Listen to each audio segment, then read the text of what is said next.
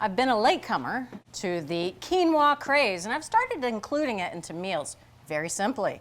Maybe a pilaf or even a quinoa salad. But now Becky wants to add this stuff to a stew. That's right.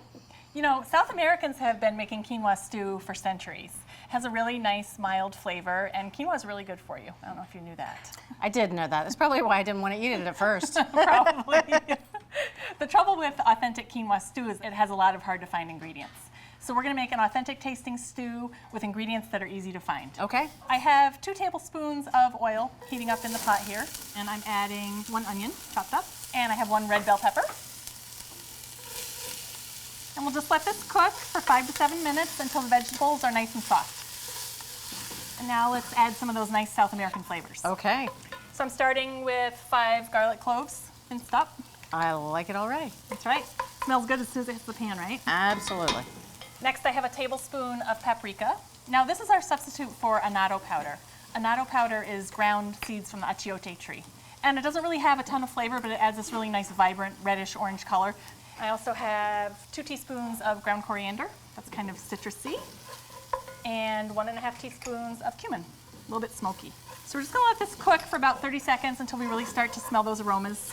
And this is always a good idea to start your spices in a little bit of oil. In this case, she has the peppers and the onions right in the pot. Put the spices in and it really blooms their aroma, as we can smell. Right? Smells great. Okay, so that's ready to go. I have 6 cups of vegetable broth. Our new favorite is Orrington Farms.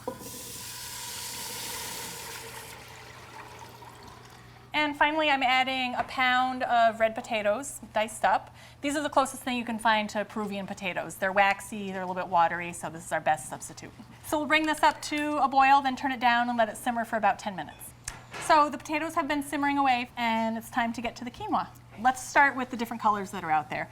There's white, black, and red, and they're all great choices. We find that white has the softest texture, so that's what we're going to be adding to the stew today. Okay. You also want to look for pre-washed quinoa if you can find it. It's just more convenient than having to run it through a strainer. But if you're not sure if your quinoa has been washed or if you can't find the pre-washed stuff, then go ahead and rinse it off through a strainer. It has a bitter coating called saponin, and you want to make sure you get that off the quinoa. That's why I didn't like quinoa at first, because I didn't know about rinsing it. So I just thought it was so bitter until somebody shared that with me. Okay, yeah, it's actually super mild. The last thing to know about quinoa is that it's really, really good for you. In fact, it's often referred to as a superfood because it's complete protein.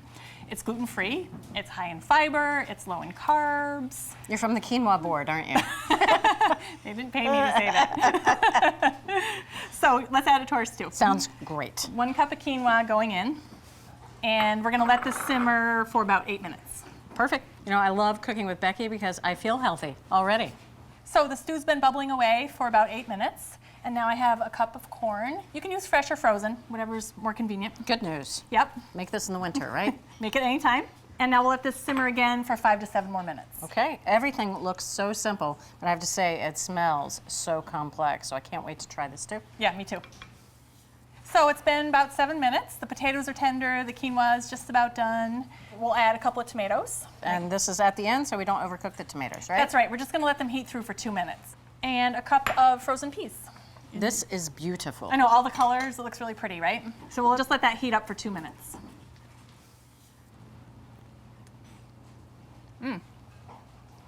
Really good. Just a little bit more salt and some pepper. Always a good idea to season your dishes right at the end of cooking, especially vegetarian ones, because you can't rely on all that hearty beef or meat flavor. So you want to really balance the acids and the sweetness of all the other ingredients. All right, so let's give this a try. Oh, it smells so good, Becky. I can't wait to try it. It looks gorgeous. And you don't want to skip the garnishes. They really add a lot to the stew. First we have queso fresco. You could swap in feta, then some avocado and some cilantro. All right, I do have to look at this. This is a thing of beauty. It's going to taste even better than it looks. Isn't that so good? Everything is so fresh and bright and vibrant. I really like that textural interest that quinoa adds. You know, you get the corn, you have the potatoes, but that quinoa is completely different. It's got a little nice taste to it as well. It's very mild, but I can tell it's there. Yep.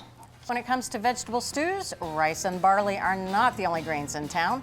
Quinoa makes an excellent addition, especially when used in our South American-inspired stew.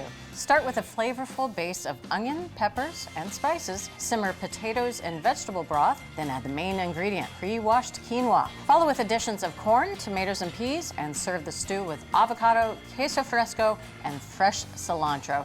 And there you have it. From our test kitchen to your kitchen, the very best quinoa vegetable stew. Thanks for watching America's Test Kitchen. What'd you think? Well, leave a comment and let us know which recipes you're excited to make, or you can just say hello. You can find links to today's recipes and reviews in the video description. And don't forget to subscribe to our channel. See you later. I'll see you later.